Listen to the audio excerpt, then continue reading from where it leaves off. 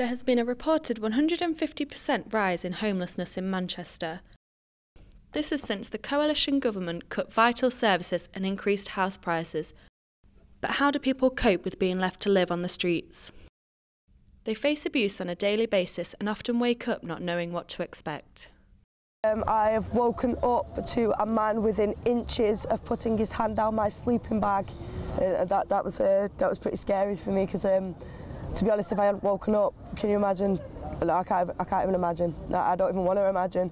But that's one of the incidents. I've had another incident where a man's asked me for sex and I've said no, and the guy kept walking past constantly, like literally constantly, to the point where these two young boys who didn't even know me sat with me until the man finally got the message. That was pretty scary. These people have suffered discrimination and abuse simply for having no home. And if feeling threatened wasn't enough, people living on the streets are reported to be 5 times more likely to die or commit suicide than the general population. David Rothwell says, "I've seen so many homeless people in the city centre, it's a disgrace how humanity leaves them to rot." Coffee for Craig run a street kitchen 3 times a week and offer advice to those who need it. You okay? You okay? What's up, honey? What's the matter? You all right? Every single case is just baffling. Why is that person on the street? How have they been able to slip through the net so far that they found themselves sleeping on a pavement? It just doesn't, you know, I mean, we're out here for 2 hours, 3 hours, 4 hours, and I'm freezing. When I get home, I need a bath.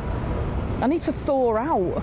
It is absolutely freezing, and yet, as a country, we're saying it's okay to make people sleep like that. We don't do that to dogs.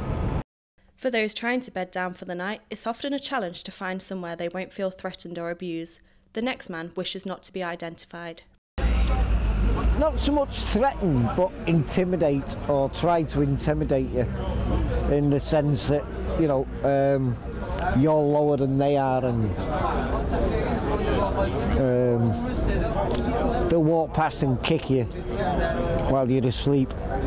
Very few people try to intimidate you while you're actually awake. I think they just see the sleeping bag, or they don't see what's in it. I think they just see the stigma of the old tramp on the street. But we're not tramps on the street, we're homeless people. Alice Murray says, "I can't believe I saw a man spit on a homeless man and kick over his cup of money. I'm shocked." The Community Awareness Network slept on the streets for 2 nights as part of a campaign to raise awareness of abuse on the streets. They slept in various locations around Manchester and were moved on by the police each time. We woke up this morning to being damp, cold, in the rain, like in this tunnel, which was basically just like a big wind tunnel, if you like, because there's a bit of a breeze going through there. Yeah, like nightmares all night, thinking something's going to happen to us or our stuff's going to get taken. And like, I had to hide my shoes because I was scared that somebody would take my shoes, do you know what I mean? And can you imagine being homeless with no shoes? Unfortunately, this is the bitter price that homeless people pay for having nowhere else to go.